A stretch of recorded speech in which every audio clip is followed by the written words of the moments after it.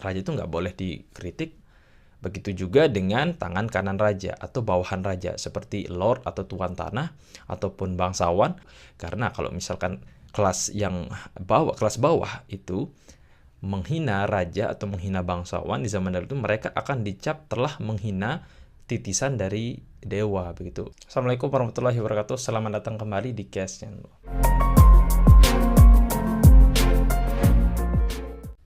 Teman-teman, pada kesempatan kali ini kita akan membahas tentang feodalisme. Apa itu feodalisme? Feodalisme itu adalah suatu sistem masyarakat yang berdasarkan kelas. Jadi dalam masyarakat yang feodal itu, kekuasaan itu dikendalikan oleh kaum bangsawan. Ada raja di situ yang berada di strata sosial yang paling tinggi, kemudian di bawah raja itu ada kaum bangsawan. Nah, di bawah kaum bangsawan ini itu ada kelas pekerja. Dan di dalam sistem masyarakat yang feodal itu kekuasaannya sepenuhnya dikuasai oleh kaum bangsawan di situ. Sistem feodalisme itu berasal dari zaman kerajaan, di mana hampir di setiap wilayah yang ada di seluruh dunia itu menggunakan sistem feodalisme di zaman dahulu. Di dalam masyarakat yang feodal itu, yang paling dirugikan di situ adalah kelas pekerja. Kenapa mereka paling dirugikan? Ya tentu saja karena ini disebabkan karena kelas bangsawan yang memegang kekuasaan di dalam masyarakat yang feodal itu, mereka bisa mengatur undang-undang, mereka bisa mengatur hukum sesuai keinginan mereka. Dan biasanya kalau misalkan orang-orang dari kelas bangsawan ini di zaman dahulu itu, kalau akan membuat suatu hukum itu, mereka akan buat hukum yang akan menguntungkan kelompok mereka saja. Ini mereka lakukan untuk menjaga harta kekayaan mereka atau legasi mereka supaya bisa 7 turunan. Nah, akan tetapi di dalam masyarakat yang feodal itu, kita sudah tahu bahwa yang dirugikan di situ adalah kelas pekerja. Tetapi ironisnya di dalam pelaksanaannya, bahwa feodalisme itu dilegitimasi oleh masyarakat kelas pekerja itu sendiri. Kenapa saya katakan demikian? Karena misalkan ya, rakyat biasa itu harus selalu hormat kepada raja. Raja itu tidak boleh dikritik. Karena kenapa? Karena raja itu adalah keturunan atau distigmakan sebagai keturunan dewa. Jadi raja itu nggak boleh dikritik. Begitu juga dengan tangan kanan raja atau bawahan raja seperti lord atau tuan tanah ataupun bangsawan. Karena kalau misalkan kelas bawah itu menghina raja atau menghina bangsawan di zaman dahulu itu, mereka akan dicap telah menghina titisan dari dewa begitu. Kan tetapi itu ironisnya dipercayai oleh masyarakat pada waktu itu dan menjadi hukum adat, menjadi hukum-hukum sosial pada waktu itu, bahwa kita tidak boleh mengkritik bangsawan seperti itu karena nanti akan kualat dan lain sebagainya. Sehingga kemudian ya bangsawan bisa semau-maunya. Kalau misalkan kita lihat di film-film itu, kalau ada bangsawan itu biasanya kalau jalan-jalan ke sebuah desa itu mereka akan ditandu ke sana kemari, kemudian orang-orang yang melihatnya itu harus bersujud kepada bangsawan itu untuk menunjukkan rasa hormat mereka, rasa tunduk mereka harus membungkuk, bersujud atau dan lain sebagainya. Ini tergantung itu berada di wilayah mana dan kebudayaan yang mana. Kalau di Jepang itu kan mereka biasa menunduk begitu. Itu merupakan salah satu produk dari feodalisme yang terjadi di zaman dahulu dan ada juga yang masih bertahan sampai sekarang ini. Nah, seperti itu. Jadi nggak boleh begitu. Sehingga ini kemudian dilegitimasi oleh masyarakat dari kelas pekerja itu sendiri untuk kemudian membenarkan perlakuan apapun dari bangsawan itu. Entah dia korupsi, entah dia apa, itu mereka nggak boleh protes begitu dari kelas pekerja itu. Entah mereka diambil anaknya untuk berperang dan lain sebagainya, itu tidak jadi masalah di zaman dahulu. Karena karena orang dari kelas pekerja itu harus patuh gitu. Taunya mereka tuh harus patuh aja gitu. Tidak boleh mengkritik, tidak boleh melawan. Ciri-cirinya seperti itu masyarakat yang feodal itu. Jadi sampai segitunya. Dalam sistem masyarakat yang feodal itu, masyarakat kelas pekerja itu adalah satu-satunya yang paling dirugikan di situ. Mereka dipaksa untuk bekerja Dari jam sekian sampai jam sekian, dari pagi sampai malam, dari pagi sampai pagi lagi, itu mereka biasanya dipaksa untuk bekerja di situ. Dan kemudian dengan mendapatkan, mereka itu akan mendapatkan upah yang sangat minim, sangat sedikit. Udah jam kerjanya banyak, tetapi upahnya tetap sedikit. Lalu kemudian kelas bangsawan yang meminta mereka untuk bekerja itu biasanya mereka akan menerapkan standar yang tinggi agar mereka bisa mendapatkan keuntungan yang lebih. Tetapi tentu saja mereka tuh nggak mau memperhatikan aspek kesejahteraan dari pekerjaannya. Ya, jadi ya seperti itu. Lalu orang-orang dari kelas pekerja pada waktu itu, dari kaum proletar pada waktu itu, apa yang mereka bisa lakukan? Tidak ada. Mereka mau protes, nggak boleh. Karena nggak boleh memprotes orang dari kelas bangsawan. Tidak boleh memprotes raja, karena raja adalah keturunan dewa. Setiap kata, setiap perintah yang berasal dari raja itu berasal dari dewa begitu, dan itu mutlak kebenarannya. Nah, itu yang kemudian semakin mempersulit keadaan dari kelas pekerja di zaman itu. Semakin sulit mereka udah kerja keras begitu, tetapi mereka tetap gitu-gitu aja, tidak pernah improve gitu ekonominya. Nah, ini yang kemudian membuat hanya sekelompok masyarakat tertentu saja, yaitu oligarki ataupun kelas bangsawan saja yang mempunyai harta yang berlimpah pada waktu, yang mempunyai harta kekayaan yang berlimpah, cuman di situ-situ saja. Dan itu berlangsung selama bertahun-tahun, beratus-ratus tahun, berabad-abad. Ya, seperti itu. Jadi di Indonesia itu dulu juga menganut sistem feodal. Kerajaan Majapahit, Singosari, itu semuanya menganut sistem masyarakat yang feodal pada waktu itu. Bahkan ketika Islam masuk ke Indonesia, banyak kemudian kerajaan yang mulai merubah kepercayaannya dan memeluk Islam, itu mereka masih feodal. Salah satu contohnya, misalkan di zaman dahulu itu ada kerajaan Mataram. Yang dulunya kerajaan Mataram ini, mereka itu mengaku akan melanjutkan atau mereka itu sebagai penerus dari kerajaan Majapahit. Ya, mereka itu berkeinginan untuk memulihkan imperium dari kerajaan Majapahit pada waktu itu. Islam masuk, mereka memeluk Islam. Walaupun mereka memeluk Islam, mereka juga tetap feodal jadinya. Karena feodalisme itu nggak bisa dipisahkan dari darah daging orang-orang zaman dahulu itu. Sulit sekali begitu. Mestinya kan kalau misalkan kerajaan Mataram itu memeluk Islam, atau yang kemudian menjadi Kesultanan Mataram itu memeluk Islam, mestinya mereka menerapkan prinsip-prinsip dari ajaran-ajaran Islam yang egaliter, yang setara. Tetapi ya mereka masih tetap feodal begitu. Ini ditandai dengan kekuasaan dari Sultan Mataram itu sangat sangat absolut begitu. Apapun perkataannya itu harus dituruti. Nah, baru kemudian feodalisme ini perlahan mulai menghilang dengan adanya revolusi industri. Mulai berkembangnya ilmu pengetahuan dan teknologi di barat, tapi di Eropa. Orang-orang mulai berpikir, ngapain kita memberikan kekuasaan yang begitu besar kepada kerajaan, kepada raja begitu. Nah, seperti itu pemikiran-pemikiran yang lahir kemudian. Tetapi pertanyaannya, apakah memang betul feodalisme itu menghilang dari muka bumi? Sebenarnya jawabannya adalah tidak. Karena feodalisme itu masih ada sampai sekarang. Tetapi dalam bentuk yang diperhalus begitu. Feodalismenya itu tidak sejelas seperti dahulu.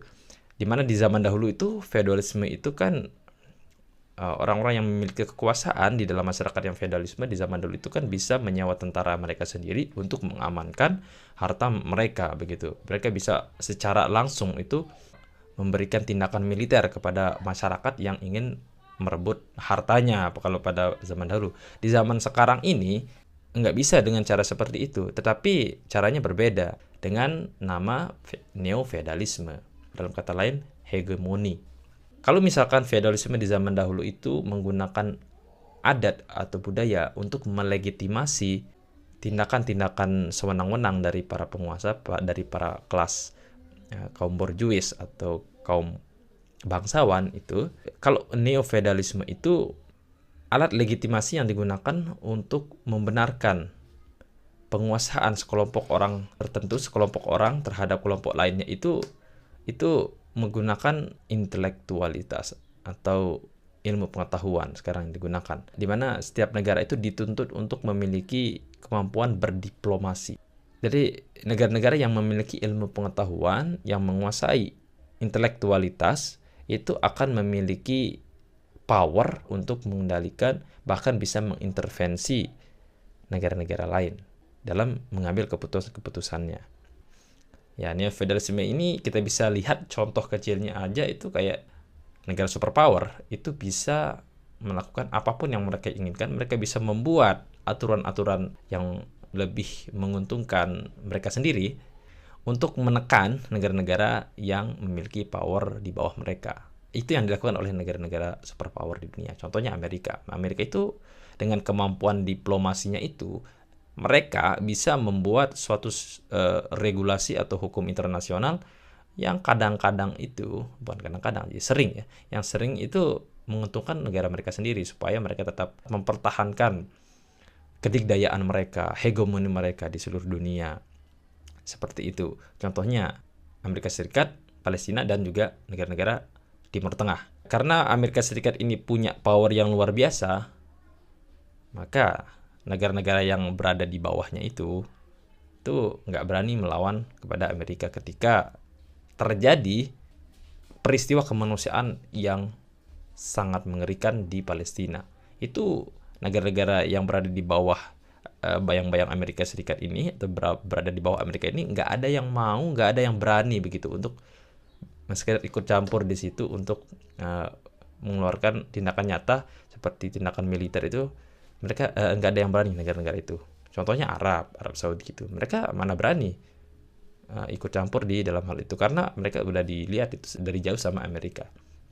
Lu kalau berani ikut campur dalam urusan ini begini. Nah, seperti itu. Jadi ya, negara superpower tetap mempunyai kekuatan untuk mengintimidasi negara-negara lain agar tidak mencampur urusannya, seperti itu. Ya, karena kalau misalkan ada negara lain yang membantu Palestina dan which is itu akan mengalahkan Israel, maka nanti negara Israel itu akan hancur, dan hancurnya negara Israel ini merugikan bagi Amerika. Karena negara Israel itu menguasai perekonomian dunia. Orang-orang Israel, orang-orang Yahudi itu menguasai perekonomian dunia. Ya, ini akan dampak pada perekonomian Amerika, karena Amerika juga banyak orang Yahudi di situ. Seperti itu. Akhirnya apa? Amerika kalau misalkan Israel kalah, itu akan rugi. Itu yang tidak diinginkan oleh Amerika. Sehingga negara Amerika itu terkesan melindungi negara Israel. Oke, selanjutnya yang akan kita bahas itu adalah apakah kita sebagai bangsa Indonesia itu sudah terlepas dari sistem feodalisme. Pertanyaannya kan seperti itu. Apakah kita sudah lepas dari sistem feodalisme?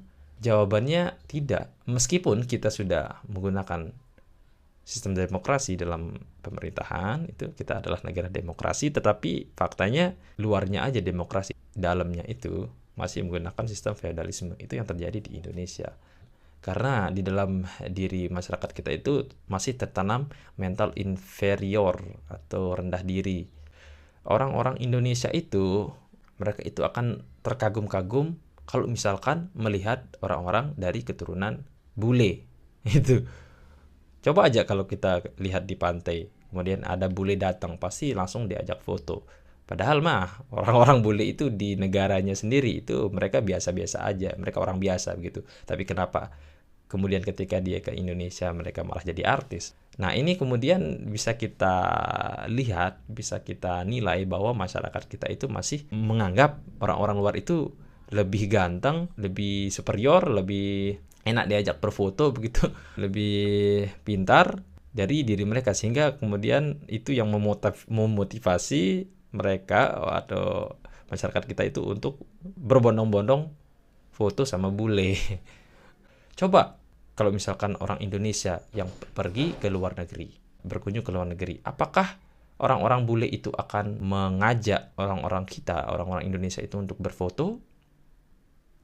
Saya tidak yakin. Ya, nah ini mungkin disebabkan karena dulu itu kita pernah dijajah oleh orang-orang bule, oleh orang-orang Eropa, oleh bangsa luar begitu, kita pernah dijajah oleh mereka.